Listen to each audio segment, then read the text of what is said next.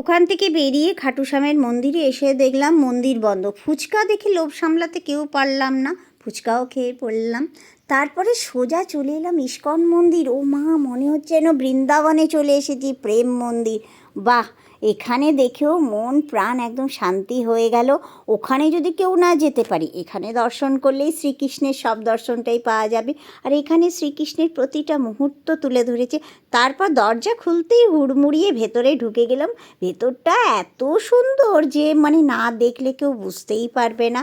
তারপরে এখানে পর্দা খুলে না খুলে সোনার মুকুট, বাহ কি সুন্দরটাই না লাগছে। সব দর্শন পেয়ে নিয়ে আজকে শ্রীকৃষ্ণের দর্শন, তারপরে বাবার দর্শন করেছি, তারপরে আরেকটা দর্শনও নাকি বাকি আছে, অনেকটা সময় ছিল তো হাতে। সোজা চলে গেলাম জগন্নাথ দর্শন করতে। আজ কি যে হয়েছে আমাদের মন্দিরেই মন্দির, বললাম না। তারপরে খুব খিদে পেয়ে গেছে, রেস্টুরেন্টে গিয়ে পনির চাউমিন, আর সবাই কিন্তু চাটা খেতেও ছাড়লো না।